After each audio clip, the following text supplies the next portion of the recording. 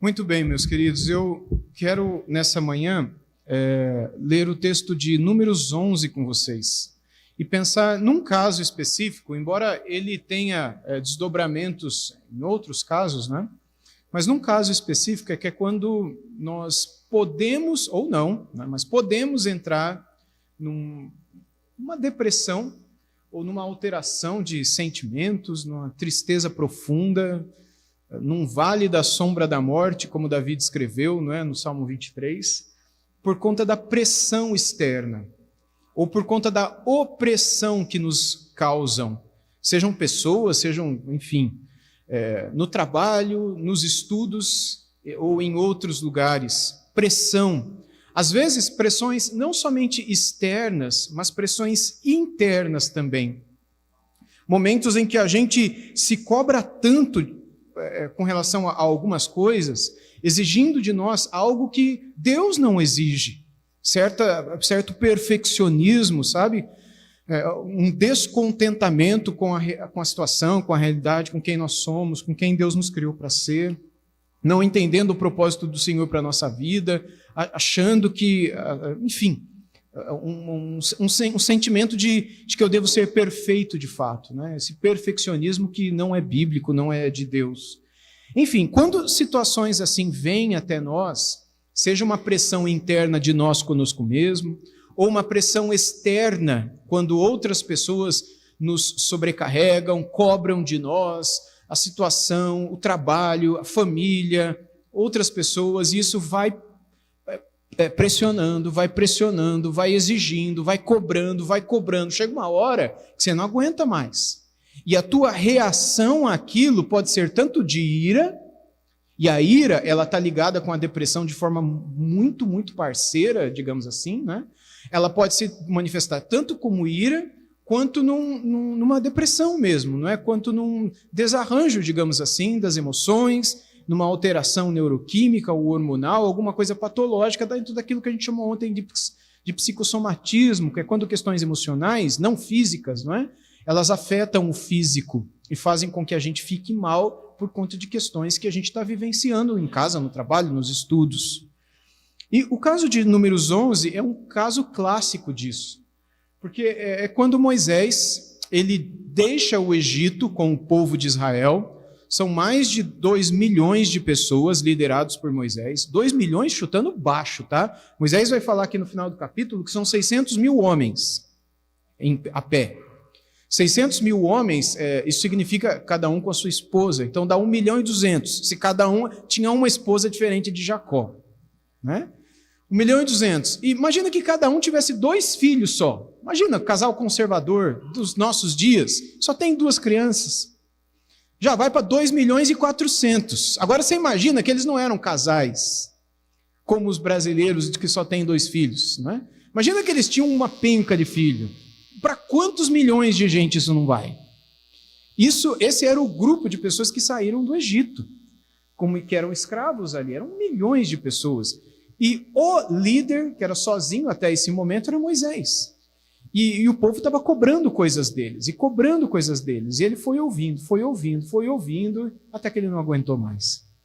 Ele, que era o homem mais manso da terra, chegou a desesperar da vida. O texto diz o seguinte, a partir do versículo 1.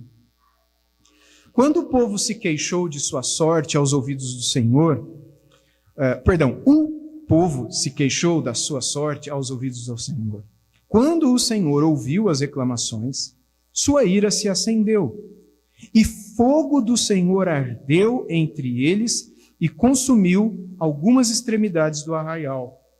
Então o povo clamou a Moisés, este orou ao Senhor, e o fogo se apagou. Por isso aquele lugar foi chamado de Taberá, porque o fogo do Senhor se havia acendido entre eles. Então, no primeiro momento, o que a gente vê é que houve uma reclamação, versículo 1, né, do povo, e aí Deus ficou irritado com aquilo, aí depois o povo pede para Moisés orar por eles, Moisés ora, e Deus apaga o fogo e termina com aquela punição. Mas tudo começou com uma reclamação. Reclamação é igual a murmuração. Eu dou aula de Antigo Testamento no seminário aqui em São José dos Campos, o seminário Martin Butzer, e também no Charles Spurgeon, lá de Fortaleza, de Antigo Testamento, né, de introdução ao Antigo Testamento. E quando a gente fala sobre números, eu costumo dizer que a gente resumiria o livro de Números em 2 palavras, que é murmurando e peregrinando, né? Murmurando e marchando.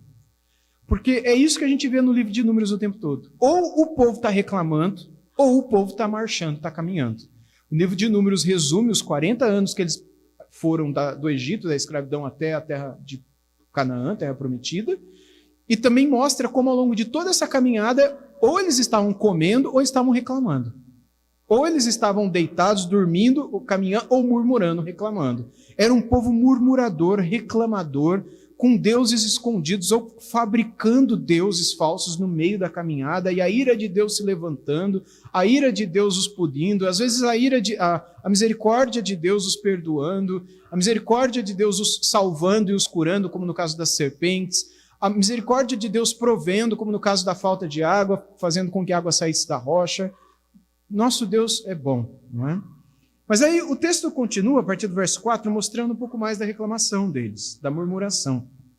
E o texto diz: E o populacho, que estava no meio deles, veio a ter grande desejo das comidas dos egípcios. Também os filhos de Israel começaram a chorar outra vez, dizendo: Quem nos dará carne para comer? Irmãos, você já viu alguém chorando porque está com vontade de comer carne? Eu não estou falando de criança, porque pode ser que a gente tenha uma criancinha pequenininha que fala: mãe, eu quero comer carne, eu quero comer churrasco, né? Eu não aguento mais frango, né? Criança, né? Mas um adulto chorando, falando: eu quero carne. Você conhece alguém assim? Eu nunca conheci, né? Mas é isso que o texto está falando que estava acontecendo, não é estranho? Eles estavam chorando, era um grupo, não era todo mundo. Mas a gente vê no livro de Salmos que era mais de 20 mil, era um bom grupo, que estava chorando e murmurando diante de Moisés, porque eles estavam com saudade das comidas dos egípcios, especialmente das carnes. E aí o versículo seguinte fala que eles tinham saudade de mais coisas. O verso 5 diz: lembramos dos peixes que comíamos de graça no Egito, de graça, né? Trabalhavam como escravos e achavam que era de graça. Que saudade dos pepinos, dos melões, dos alhos silvestres, das cebolas e dos alhos. Mas agora a nossa alma está seca e não vemos nada a não ser este maná. Ou seja, eles estão murmurando de novo, com saudade do pepino, do alho, da cebola, do peixe e de outras carnes. E agora eles falam: só vemos esse maná. O maná era o alimento que Deus provia a eles, que descia do céu todo dia, menos no sábado, todo dia, e que dele era feito o bolo, dele era feito o pão, ele podia ser comido puro, ele tinha um sabor específico, tinha um cheiro específico, ele não era uma coisa simples, dele podia se fazer várias coisas, né? Se misturar também com outras coisas. Aí o texto, verso 7, inclusive explica, dizendo: o maná era como semente de coentro, e a sua aparência era semelhante a de bidélio. O povo ia por toda parte e o colhia, eles o moíam em moinhos e o socavam em pilões, depois o cozinhavam em panelas e dele faziam bolos, e o sabor do maná era como o de bolos amassados com azeite. Quando de noite caía, descia o orvalho sobre o arraial, e sobre este também caía o maná. Então, não era que eles não tinham o que comer, era que eles estavam com vontade de comer outra coisa. Não era que Deus não estava provendo a eles aquilo que eles precisavam, que era a alimentação durante o tempo da peregrinação. Mas é que eles enjoaram da comida, sabe? Enjoei, eu queria uma coisa diferente. Tudo bem que você quer uma coisa diferente, então, mas não precisa murmurar e chorar que nem criança por causa dessa coisa diferente, porque murmuração é pecado. E aí, irmãos, o texto diz que então Moisés ouviu, versículo 10, como o povo chorava por famílias, cada um à porta da sua tenda. E o Senhor ficou muito irado, e Moisés também não gostou daquilo. Moisés vendo cada um sentado na porta da tenda, milhões de pessoas, muito maior do que a cidade de Barueri, que não tem 1 milhão de habitantes. Tem? Não tem 1 milhão, né? Imagina aí uma cidade, sei lá, com 6 milhões, 8 milhões. imagina uma São Paulo, gente. Imagina uma cidade com alguns milhões de habitantes. Era o acampamento de Israel. Eu chutei para vocês aqui que se cada um desses casais tivessem 2 filhos, eles tinham 2.400.000 habitantes aqui. 2.400.000 é muita gente, pessoal. É muita gente. Se você disser que eles tinham mais filhos, outra coisa que eu esqueci, quando eles saíram do Egito, não foram só os judeus que saíram do Egito. No início do livro de Êxodo, diz que quando eles saíram de lá, Números também diz isso, um grupo de estrangeiros saiu junto, porque os egípcios, eles não ficaram na alfândega do Egito, verificando o passaporte de cada um, vendo quem era judeu e quem não era. Quem falou que era judeu e saía, saía. E saiu muitos que não eram judeus e que eram escravos também. Muitos, e o texto de Êxodo diz isso para nós. E acompanharam, por isso que quando Moisés recebe a lei, em Levítico, ele recebe lei sobre o tratamento dos estrangeiros que estavam no meio deles. Porque tinha um monte de estrangeiro. Não é que os estrangeiros se juntaram a eles no meio da peregrinação. Deixa eu ver quem é esse povo. Eu vou caminhar com eles. Não, eles estavam no meio deles porque eles fugiram do Egito junto. E eles viviam com eles. Então, esse número de 3 milhões, 4, você pode subir isso bem alto. Imagina que no meio desse arraial tinham milhares de pessoas ali, sei lá quantas, o texto não diz, que estavam chorando e murmurando, cada um à entrada da sua tenda, e o Senhor ficou muito irado quanto a isso, e Moisés também. Moisés, aí então ele vai fazer uma oração ao Senhor, uma oração muito bonita. Moisés foi ouvindo e não aguentava mais. E aí ele vai, com todo o amor do mundo, e vai orar ao Senhor. Vamos ver essa oração maravilhosa de Moisés. Versículo 11. Moisés disse ao Senhor: por que fizeste mal a teu servo? E por que não achei favor a teus olhos? Visto que puseste sobre mim a carga de todo este povo. Será que fui eu quem concebeu todo este povo? Será que fui eu quem o deu à luz para que me digas que o leve no colo como a babá leva a criança que mama até a terra que prometeste dar a seus pais? Onde eu poderia conseguir carne para dar a todo esse povo? Pois chora diante de mim, dizendo: dê-nos carne para comer. Eu sozinho não posso levar todo esse povo, pois me é pesado demais. Se me tratas assim, mata-me de uma vez. Se achei favor aos teus olhos, peço que não me deixes ver a minha miséria. Em nome de Jesus, amém. Só não tem o em nome de Jesus, amém aqui. O resto está aqui. Né? Moisés, ele ora também, aparentemente murmurando. Mas não, ele está lamentando. A lamentação e a murmuração, elas são sinônimas. A única diferença entre elas, existe uma diferença sim, elas não são totalmente sinônimas, portanto, é que a murmuração é algo que nós fazemos entre nós, enquanto que a lamentação é algo que nós fazemos para Deus. No fim das contas, é a mesma coisa, você está reclamando, desabafando, pondo para fora, tacando na cara, sabe, falei que tinha que falar. A única diferença é que a murmuração, você fala tudo que você tem que falar para os outros. E aí você, falei, estou até me sentindo aliviado. A lamentação é quando você fala tudo que você tem que falar para Deus. Você taca na cara de Deus e pá, falou tudo que tinha que falar. E também falei. A murmuração é um pecado que Deus abomina. A lamentação é uma oração que Deus aprecia. E que os cristãos não sabem usar. A gente vê inúmeras orações de lamentação na Bíblia. Orações em que as pessoas são escrachadas naquilo que está no coração delas. Vejam Moisés aqui. Fui eu que dei a luz para esse povo é teu. Por que o Senhor está mandando eu levar eles para a terra prometida? Se é para me tratar assim, o Senhor me mata de uma vez. Não deixa eu ver a minha miséria, não. Não deixa eu morrer de tanto desgosto. Me mata antes. Você já orou assim a Deus? Sabe, ele está no fundo do poço, ele não aguenta mais, mas ele fala isso para... Ele podia dizer isso para Arão.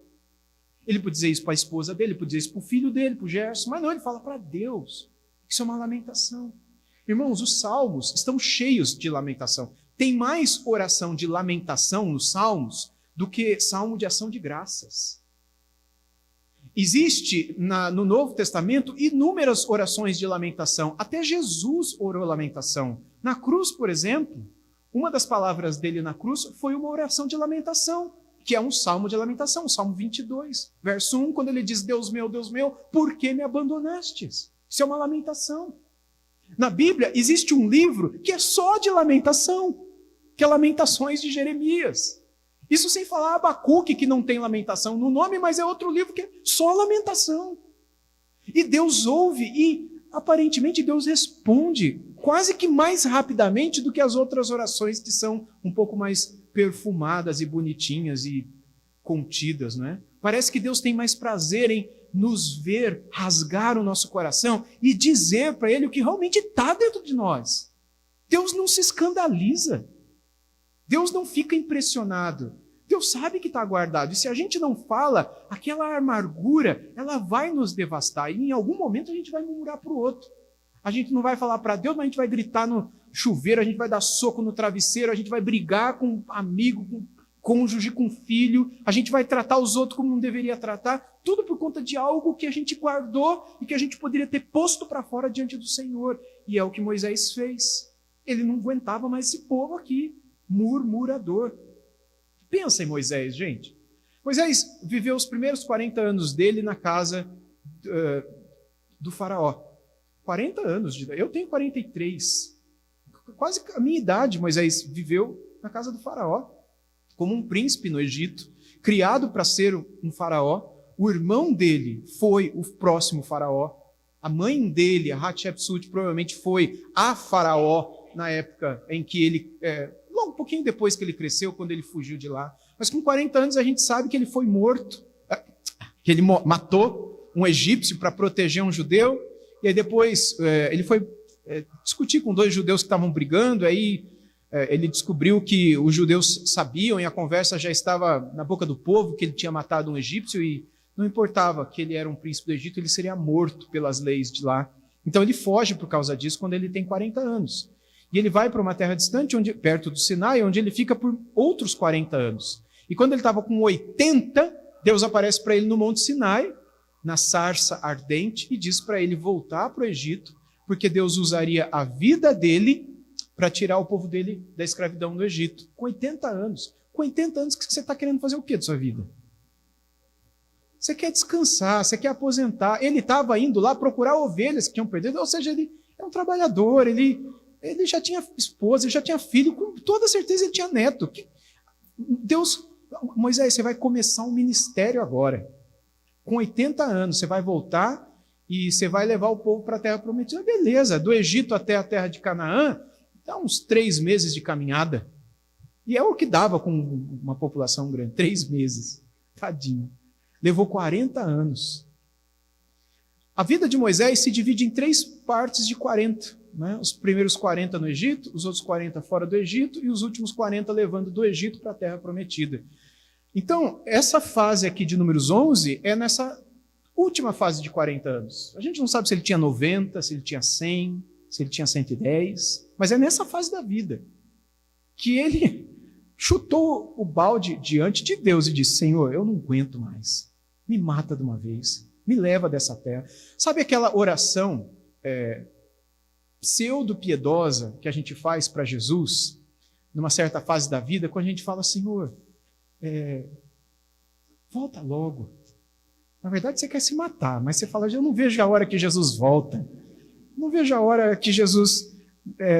aquela escatologia piedosa com pensamentos suicidas, né? É uma escatologia que esconde pensamentos... Você quer morrer, mas aí no fundo do seu coração você fala, eu quero que Jesus volte. Não, Jesus tem a hora dele, enquanto ele não volta, viva para ele, sabe? Viva para a glória dele, mas às vezes vem esses sentimentos no nosso coração.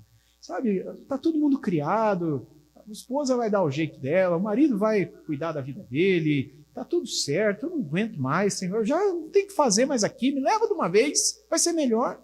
É o que estava no coração de Moisés. Isso esconde uma tristeza profunda, isso esconde um vale da sombra da morte. E vale, lembra da alteração no terreno? Lembra da depressão? É o vale. É o vale da morte. Isso é depressão, gente. E é isso que Moisés está passando aqui. É um sofrimento, é um sentimento que só não fez com que ele entrasse em depressão definitivamente, porque ele orou a lamentação e Deus respondeu imediatamente e ele obedeceu o que Deus disse imediatamente. Vamos ver a resposta do Senhor. Verso 16. O Senhor disse a Moisés: reúna para mim 70 homens dos anciãos de Israel, que você sabe que são anciãos e experimentados e superintendentes do povo, e traga-os diante da tenda do encontro, para que estejam ali com você. Então descerei e ali falarei com você, tirarei do espírito que está sobre você e o porei sobre eles, e eles o ajudarão, e você a levar a carga do povo, para que você não tenha de levá-la sozinho. Diga ao povo: santifiquem-se para amanhã, e vocês comerão carne, porque vocês choraram diante dos ouvidos do Senhor, dizendo: quem nos dará carne para comer? A vida no Egito era melhor, por isso o Senhor lhes dará carne e vocês poderão comer. Então, a primeira coisa que Deus fez, ao invés de responder da carne, foi resolver um outro problema de Moisés que não tinha nada a ver com a oração de Moisés, que era o fato de Moisés não estar aguentando mais, porque Moisés estava levando e fazendo tudo sozinho. Então Deus faz com que Moisés entenda que ele tinha que dividir a responsabilidade dele e delegar trabalhos e funções. E aí ele fala: chama 70 dos anciãos, homens sábios, experimentados, eu vou tirar do espírito, da unção que está sobre você, e vou derramar sobre eles para que eles tenham a mesma sabedoria que você, para guiar o povo com você, de modo que o fardo sobre você vai ficar mais leve. Primeira coisa que Deus responde não tem nem a ver com aquilo que Moisés mesmo quis, porque Deus dá, como Paulo escreveu aos Efésios, mais do que nós pedimos ou pensamos. E aí depois Deus trata daquilo que ele pediu. Então, o povo quer comer carne? Beleza. Chama todo mundo, fala para eles se reunirem no centro. Imagina, milhões de pessoas no centro, é uma cidade, né? E aí você vai falar para eles se santificarem, se prepararem, porque eu vou mandar carne. O povo não quer comer carne, eu vou mandar carne. Aí Deus diz como que ele vai mandar carne. Aí ele diz o seguinte, o verso 18: não comerão um dia, nem 2 dias, nem 5, nem 10, nem ainda 20, mas um mês inteiro, até que saia pelo nariz. Até que fique com nojo dela, porque vocês rejeitaram o Senhor, que está no meio de vocês, e choraram diante dele, dizendo: por que saímos do Egito? Vocês vão comer tanta carne que vai sair pelo nariz de vocês. Vocês vão ficar com nojo dela. E aí Moisés, mais uma vez, lamenta e questiona. Versículo 21. Esse povo no meio do qual estou é de 600 mil homens em pé, né? Que seriam só os maridos. E tu dizes: eu lhes darei carne e eles comerão um mês inteiro? Quantos rebanhos de ovelhas e de gado teríamos de matar para que tivessem o suficiente? Será que bastaria se juntássemos todos os peixes do mar? Ou seja, Deus, a gente está no meio do deserto, não tem carne aqui, só tem o maná. E são milhões de pessoas, de onde você vai trazer carne? De onde vai ter boi, vaca, ovelha, peixe? A gente vai pescar? Como é que vai ser? Tudo bem, não se fala esse tipo de coisa para Deus, ou não se deveria falar, ou se deve falar quando está na tua cabeça. Você não tem a dúvida? Fala! Deus não se escandaliza. Melhor você falar do que... Você acha que Deus não sabe o que você está pensando? Deus te conhece, então fala para ele: Senhor, eu não estou acreditando. Deus, eu tenho dificuldade. Fala como Jairo, lá no Novo Testamento: ajuda-me na minha fé, na minha falta de fé. Fala para o Senhor. E aí Deus dá uma invertida nele, né? No versículo 23, porém, o Senhor respondeu a Moisés: será que a mão do Senhor se encurtou? Agora mesmo verá se a minha palavra se cumprirá ou não. É como se ele tivesse dito, né? Se fosse hoje, num bom português: manda quem pode, obedece quem tem juízo. Vai e faz o que eu estou mandando, né? E aí Moisés saiu, contou ao povo as palavras do Senhor, ele reuniu aqueles 70 e o Senhor... E aconteceu algumas outras coisas. Aí o texto fala de 2 jovens lá no meio do acampamento, mas eu quero pular para o versículo 31, que é quando a carne vem. E aí o versículo 31 diz o seguinte: então soprou um vento do Senhor e trouxe codornizes do mar e as espalhou pelo arraial em todas as direções, numa extensão de cerca de 1 dia de caminhada, a uma altura de quase 1 metro sobre a terra. Então pensa, só pensa. Soprou um vento do Senhor e trouxe codornizes do mar. O mar, perto de onde eles estavam ali, era o mar Mediterrâneo. E codorniz, até hoje, é uma ave que é da mesma família da codorna que a gente tem aqui, não é? E eu acho que não tem codorniz aqui, não sei. Mas dizem, pelos estudos que eu fiz aqui, que é uma carne muito, muito saborosa, muito apreciada na cozinha mediterrânea, não é?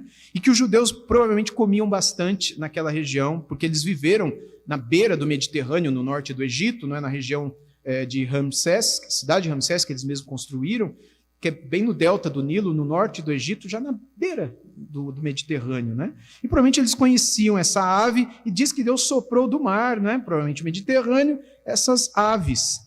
E ela se espalhou em todas as direções ao redor do arraial. Então vamos pensar aqui, gente. A gente tem um arraial, milhões de pessoas. Imagina que eu estou numa ponta do arraial, aí tem lá a porta da igreja, é outra ponta do arraial. Daí entre eu e a porta tem milhões de pessoas. E aí tem outro lá, outro aqui, está formando um círculo aqui, os milhões estão aqui. Deus mandou a carne e a espalhou ao redor do arraial. E aí diz que ela se espalhou numa extensão de um dia de caminhada. Quem estava aqui ontem, antes de ontem, vocês lembram qual é a distância de um dia de caminhada? 40 quilômetros. Então você imagina que é 40 quilômetros, 40 quilômetros daqui mais ou menos até onde? Até o Brás? Você imagina carne daqui até o Brás. Só que o texto diz que é carne na altura de 1 metro. É mais ou menos isso daqui, 1 metro, né? Mais ou menos isso daqui. Você imagina isso daqui, de carne, daqui até o Brás. Só que não era assim, tipo assim, numa faixa. Era ao redor do arraial. Era 40 quilômetros para o Brás, 40 quilômetros para lá, 40 para lá, 40 para lá, 40, 40, 40, 40. Era um anel de 40 que rodeava. Não era um dia que eles iam comer, nem 2, nem 5, nem 10, nem 20, nem 30. Era até sair pelo nariz. Era muita carne. E aí o verso 32 diz que todo aquele dia e toda aquela noite e também no dia seguinte, o povo se levantou, recolheu as codornizes e o que menos recolheu teve 10 montões. E as estenderam para si ao redor do arraial. Enquanto a carne ainda estava entre os dentes, seus dentes, antes que fosse mastigada, a ira do Senhor se acendeu contra o povo e o feriu com terrível praga. Por isso aquele lugar foi chamado de Kibroth Hatavá, porque ali foi sepultado o povo que teve o desejo das comidas dos egípcios. E de Kibroth Hatavá o povo partiu para Hazerote e ali permaneceu. Ou seja, Deus não permitiu que eles finalmente saboreassem, não é? o gosto da carne que eles tinham tanta saudade. Aparentemente Deus falou, eu vou dar para vocês o que vocês querem, mas não, foi só para mostrar para eles que na verdade aquilo era só uma troca no coração deles. Deus, do próprio Deus e do que Deus dava por ídolos do coração, não é? Deus faz isso várias vezes na Bíblia, quando o povo dele ou outras pessoas pedem coisas que Deus não quer dar, mas o povo insiste tanto que Deus dá, para o povo aprender. Lembra quando o povo pedia um rei e reclamava com Samuel? E Samuel ficou chateado? Deus falou, o que é para Samuel? Deus falou, Samuel, eles não estão rejeitando a você, eles estão rejeitando a mim. Eles não querem um rei, então você vai ungir um rei para eles. E Deus mandou o pior rei, mandou Saul, que era um rei segundo o coração dos homens. O texto diz que ele era alto, bonito, era forte. De todos os de Israel, ele se sobressaía sobre todos. Não havia ninguém que possuía uma beleza como a dele. Olha para mim. Por que vocês estão rindo?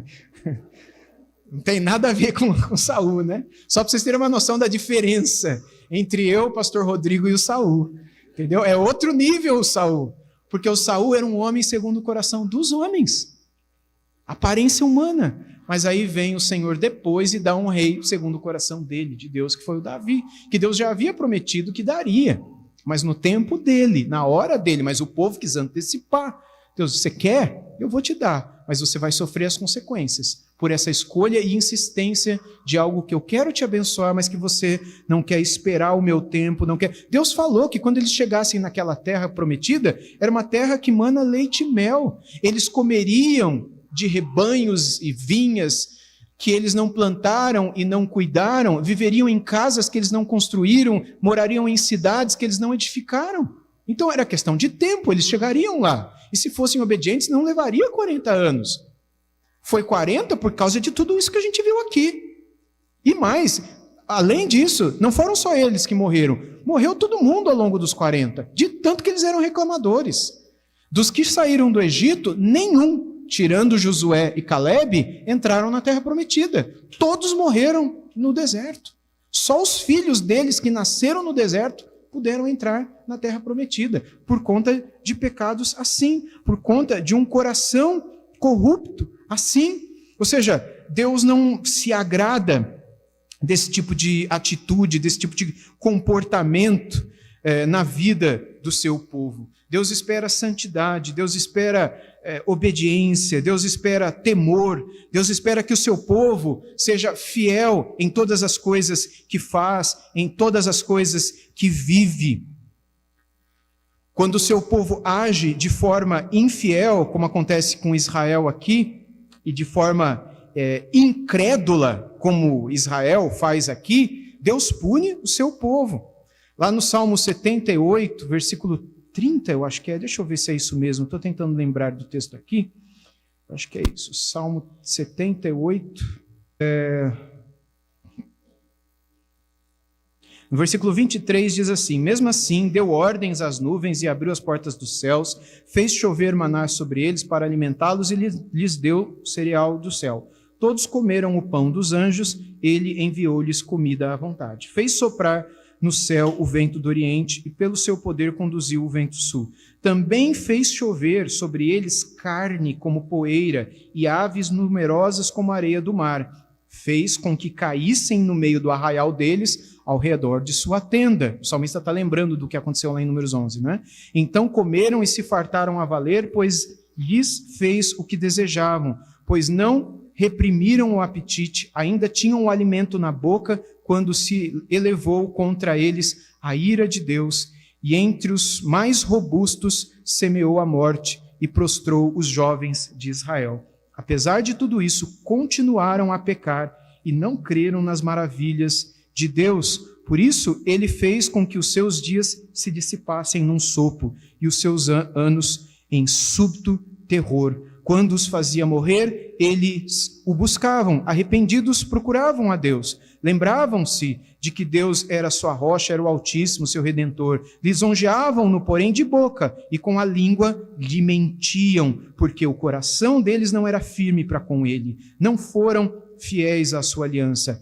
Ele, porém, que é misericordioso, perdoa a iniquidade e não destrói, muitas vezes desvia a sua ira e não desperta toda a sua indignação, lembra-se de que eles são imortais, vento que passa e não volta mais. Quantas vezes se rebelaram contra ele no deserto e nos lugares áridos lhe causaram tristeza, tornaram a pôr Deus à prova e ofenderam o Santo de Israel, não se lembraram do poder dele, nem do dia em que os resgatou do adversário, de como no Egito ele operou os seus sinais e os seus prodígios no campo de Zoã, e transformou em sangue os rios deles, para que das suas correntes não bebessem. Enviou, aí ele fala das pragas do Egito e continua mais, né? Lembrando Israel de todas as coisas que Deus fez por eles, razão pela qual eles deveriam continuar a confiar piamente no poder e na presença de Deus sobre eles.